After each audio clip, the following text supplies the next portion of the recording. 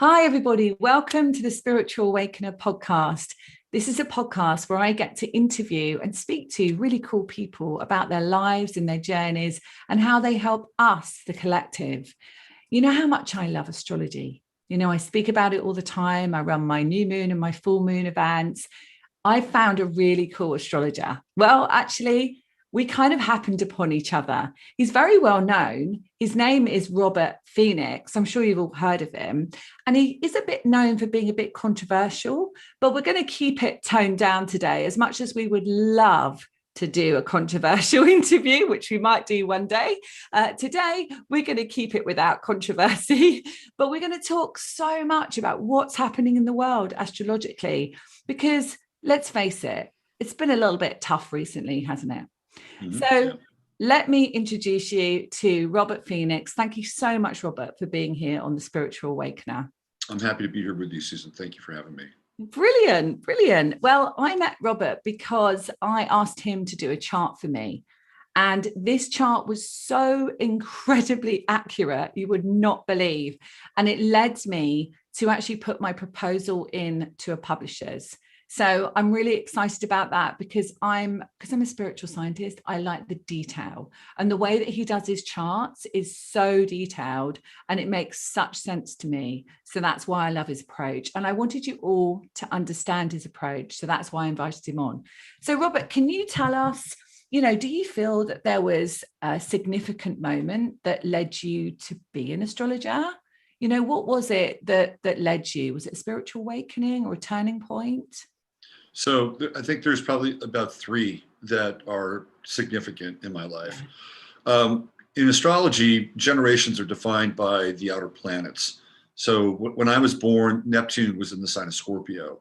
And the generation that I'm a part of tends to have a lot of interest in things like psychic phenomenon, parapsychology, psychedelic drugs, and all those were part of my life. At a pretty early age. Like I started to read Psychic Secrets Behind the Iron Curtain when I was 12 years old and was captivated by curling photography. And so I was really, and I had a few events when I was young, like very strange deja vu kind of moments that I could not explain, but were really kind of mind blowing for me. And so that was always a part of my life. I was always sort of dabbling in like kind of what's out there. And around 22 years of age, I had a major crisis. It was like a major kind of dark night of the soul that was brought on by, I was basically having a really bad acid trip. Okay.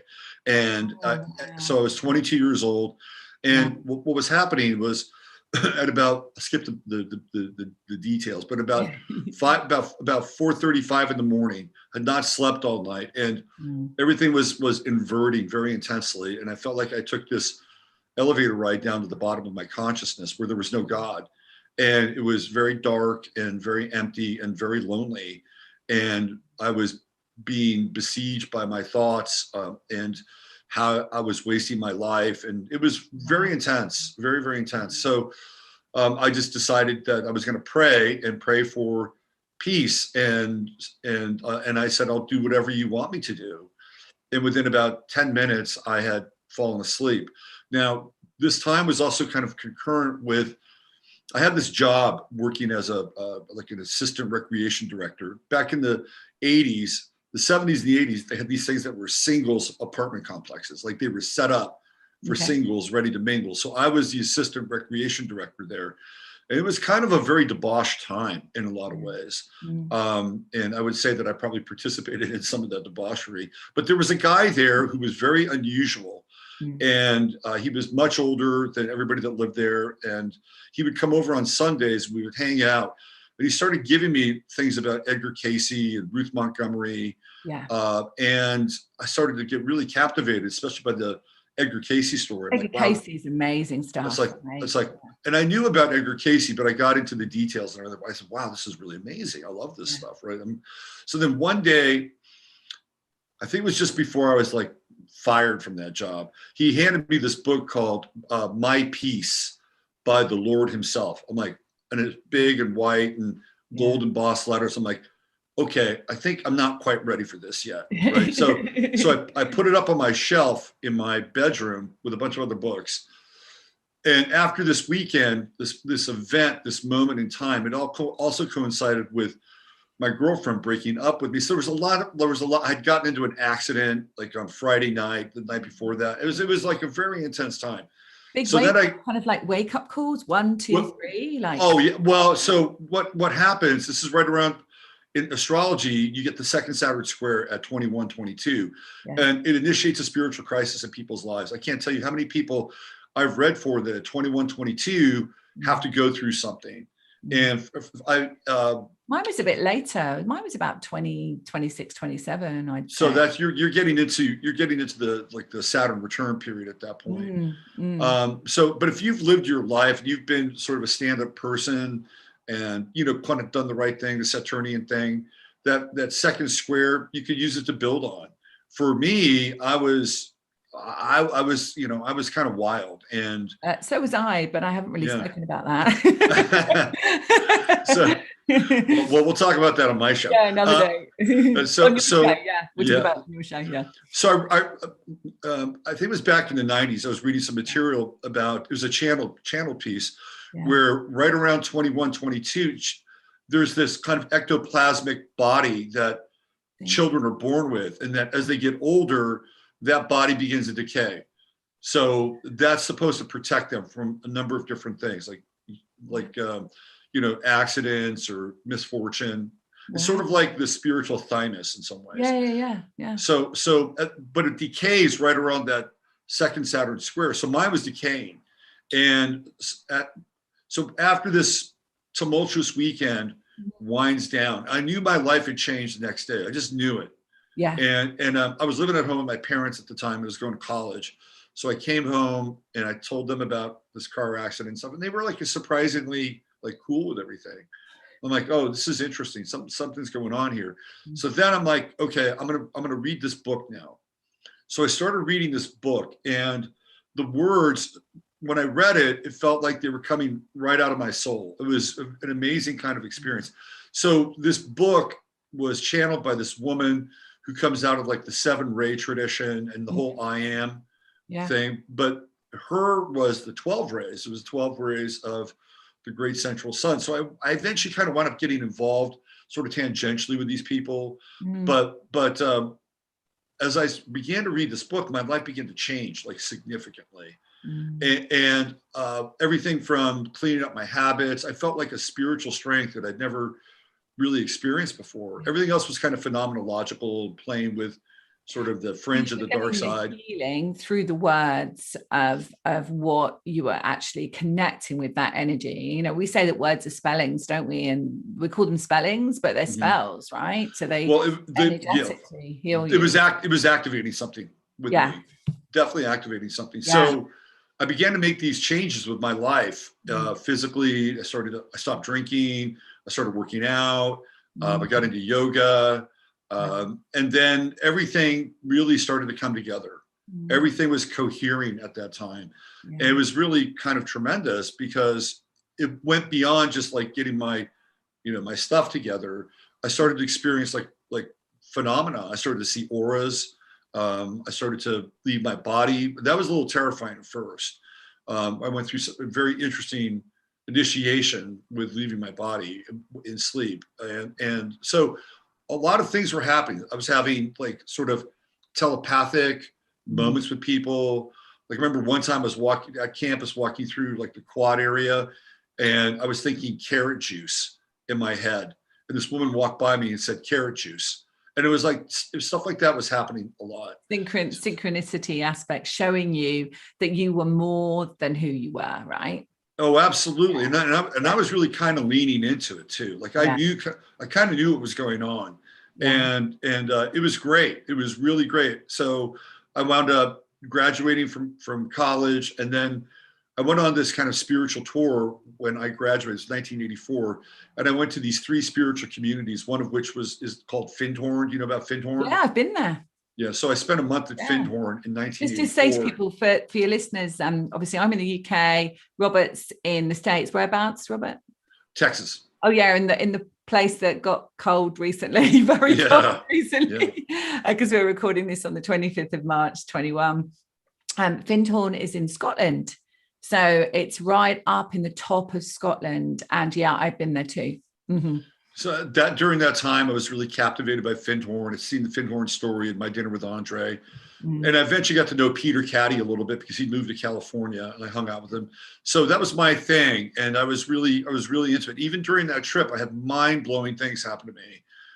From the first place in Wisconsin, the second place in Massachusetts. In Massachusetts, I did a meditation where I got like a Kundalini awakening. Yeah. So it was a really fascinating time. And when I got back from all of that, which was fast-tracked as well, Robert, right? Fast-tracked.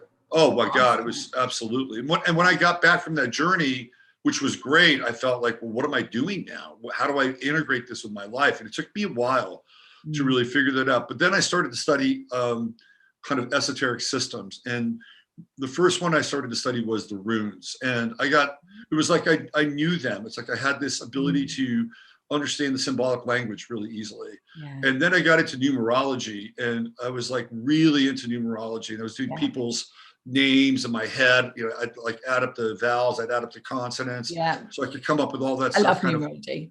On the fly. And I could tell people really quickly, do it all in my head. And then I think it was around 1986, I started to study astrology. And again, it was something like, well, I know this. I learned it in about, I don't know, 2 weeks. I mean, obviously there's a lot of subtleties and a lot of other parts to it that are, kind of higher level, but I understood the framework of it very, very quickly. So in the 90s, let's fast forward, in the 90s, I wound up becoming a telepsychic, and I did a lot of tarot card reading, but using the tarot cards to be able to kind of go into a psychic space. And I did that during the 90s. And I was a very successful tarot reader during the 90s. And I was hired by like Donna Karen to like read tarot cards in stores like Macy's for their promotions. And so that was kind of a big deal. I would have people, it was a very different world. Like people would call me from other parts of the country, and I would do readings for them, and they would pay me by check. And it was like, I would just, trust that it would be there and it would show up. I think I only had one time where somebody didn't pay me, and I'd get hired out for parties and things like that. Yeah. And then in the 2000s, I made a shift and I went into .com world. But I always had the esoteric things kind of cooking in the background. Yeah. And eventually the .com stuff phased out. And it was right around 2000 and it was 2008. It was the presidential election in 2008. And I had a blog. I was kind of playing with it a little bit. And Sarah Palin entered the presidential race as a vice president. So I did her chart. So who is this person? What are they about? And the hits on my website went through the roof. I'm like, whoa, maybe I should stay with this astrology stuff, right? Yeah. And I did. I started to mine it. I really got into it. And that's right at the time when Pluto was going into Capricorn. And I did a huge 9-part series on Pluto and Capricorn called The Melting Economy, What to Expect Moving Forward. So my blog really took off. And coincidentally, that's when Saturn was moving into my 10th house, which is kind of a peak experience for people. So if Saturn is going into your 10th house, don't be afraid of it. That's a time where you can really get a lot done and people take you seriously. Listen to this, guys, if you're Saturn, and even if you're not into astrology and you don't know, and this is the first time you've heard about it, go on to I like astro.com, but what do you think astro.com is a great resource. Yeah. So go to astro.com after this and you can get put all your details in and you can see where Saturn is in your chart. Absolutely. Yeah. So that took off, and that was like 2008, 2009. And, I've been doing it ever since. And then, of course, I've got the other side of me, which is more the social commentator, but connecting dots with astrology and a lot of other things. So that's kind of a thumbnail as to how I got here. Wow. It's a beautiful story because it shows, when you were much younger, what you were going through. And if you're listening to this, I'm sure I definitely have had lots of experiences like that. And when we look back, we can say, oh, that all happened because it was leading me to a place that was, I call it my Chiron in my chart. It leads us to that wounded healer part, which is your mission. And I think that's incredible. So your mission was through that wounding, through that aspect that you chose to come in with, right, led you to be the incredible person that you are for others, to serve others. So Robert, if we think about what's going on in the world now, we're coming up to a full moon in a few days' time, a full moon in Libra. So we're really looking at that. And we're also looking at this, we're stepping into Aries, aren't we? Do you want to talk a bit about what's going on in the world now and how it's affecting? Sure.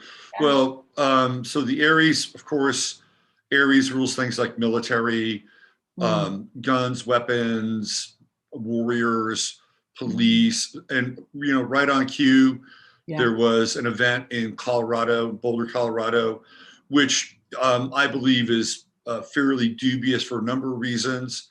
I don't want to get into them right now because it's your channel, but that's a gun-oriented event, right? And so we're dealing with, right out of the gate, an Aries gun-oriented event. And then on the 24th, yesterday, essentially Ukraine declared war on Russia. And they passed a resolution yesterday, and their goal is to liberate Crimea and Sevastopol. I mean, it's like out in the open now. And that's a very Aries-like event. So we can see the astrology taking place. We have this big oil tanker that's gotten grounded, so it's really a trip about that oil tanker. Is that if you look at the path that it was like trying, so there's a picture in there that looks like a penis with a scrotum. I don't know if you've seen it. No, I haven't, because I didn't even know about it. Because I don't. No, you can see it. It's like it's there. It's like it's part of this attempt to get out of the Suez Canal. Well, that's very that's very Aries. That's very Aries, right? You're dealing with sort of this phallus, the springtime, male power. So astrology reveals itself to us now from another aspect that's very Piscean. Because we're dealing with things like oil and water. And I was thinking that when you were just saying it, I was thinking of the Piscean aspect of it, of the water element. Right. And now we have the true node in Gemini, south node in Sagittarius. Neptune in Pisces is in square with both of them. So the squares are challenging aspects to reconcile. So Sagittarius has to do with things like, foreign countries and distant locales. And Gemini has to do with travel. And now we have Neptune and Pisces, the water thing. And there you go. You can see travel. What's that? We forgot what travel is. Right, exactly. Exactly. What's travel? My life used to be full of travel. I know. And you guys are staring down some very difficult times and decisions here. We've what is it about the UK then? So it's very interesting about that tanker relating to what's going on in universal energies. But why is it that the UK specific? We're obviously an island, but what is it specific? Because when I speak to my clients in Australia, they've got a lot of freedom now. My Australian clients and a lot of my American clients actually in California are out having dinners and lunches and partying and so on. And we're in the UK and we're still in this perceived restriction. So what would that be in the sense of astrology? Why would we be experiencing? Yeah, well, I would tend to think of it more as I wouldn't necessarily say it's astrological. I would I think there are some astrological reasons you can pin on that. But to me, the UK is sort of the seat of the West. And if you look at this idea of colonialism, but clearly it wasn't the only country that was colonizing other places, and history is very distorted and twisted anyway. But the UK, and the sun never sets on the British Empire, right? I mean, this is something that's quite symbolic, and by shutting down the UK, it's a statement, right? It's like, okay, the West is over now. It's done. We're drawing a curtain on the West. Now we have Meghan Markle, who is, outing the royal family as being quote unquote racist, right? Which sort of binds itself to this pernicious critical race theory, which is infecting Western culture at this point. So I think what they're doing is they want to isolate Britain, the UK. They want to isolate the UK. They want to cut people off. They want to make it so draconian. You know, I was reading also today that that they're going to require like vaccine passports for pubs.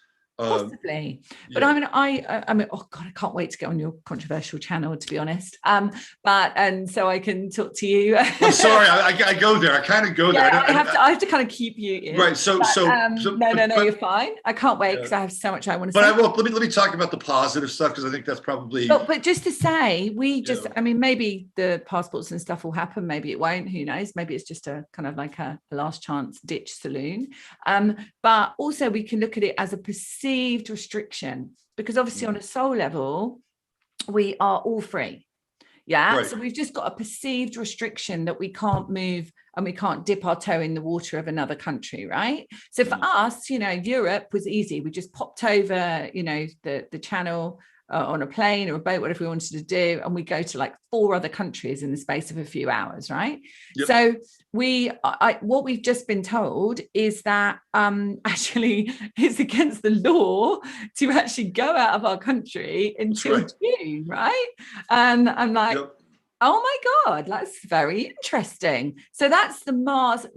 Oh, that must have come from my guides. That's the Mars part, right? And the Aries part. And, you know, and Chiron is transiting Aries, right? Mm-hmm. So that's the wounded part for me. And I look at that and I'm like, and I have that natally, of course. So I'm looking at that and going, well, lots of people feeling very wounded about this. And it's bringing up all of the childhood aspects and trauma of perhaps feeling restricted and unfree and, you know, feeling that they're doing it all on their own, that kind of stuff, because that's my field, right? Yep. So I'm looking at what's going on in the world in that way. But so if we let's find Robert, let's find some really kind of where we can look forward into astrology now and see where we might have some freedoms. So on the 21st of December 2020, we had the super conjunction in Jupiter and Saturn in the sign of Aquarius. And it's a really interesting time for it to happen because it was on the lunar solstice. So theoretically, sort of the darkest night of the year, but pointing towards like more light and a new dawn. So that's significant because for the next 20 years, we're going to be working out the dynamics between Saturn in Aquarius, which tends to be more control oriented. And Saturn was in Aquarius in 2020, and we saw what happened early on. That's when all the restrictions started to be put in place at a global level. We'd never seen anything like that before. That's very Saturn in Aquarius. And the cycle of Saturn in Aquarius, every time Saturn in Aquarius comes up, humanity is starting to move to a point where there is this potential for breaking through and coming together on a collective level.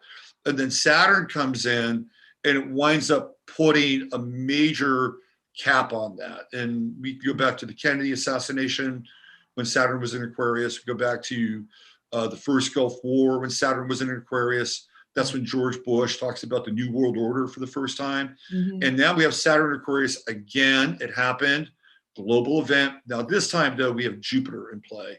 And Jupiter is the wild card. And Jupiter wants to expand. So you have these two forces, right? One wants to put a cap on it and compress, and the other wants to expand and open up. And we're in this dynamic now, which is really interesting because my experience around this so far is that there's a new organizing principle when it comes to Jupiter and Aquarius, which doesn't have any kind of order in some ways. It just happens. And I've been seeing this. I've been seeing people come together. I've been seeing people be connected through quantum entanglement and really finding each other through this collective awakening, because that's where we are now. Totally. Yeah. So if you think about like giving birth, when you give birth, which you know about quite well because you're a mom. I do. So there are moments of contraction and expansion, right?